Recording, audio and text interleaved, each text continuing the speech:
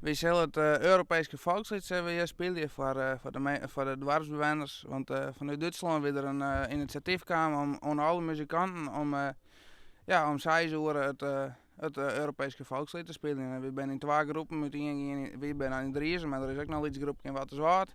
En dan spelen we eerst het Europese volkslied en dan wat orenfestjes.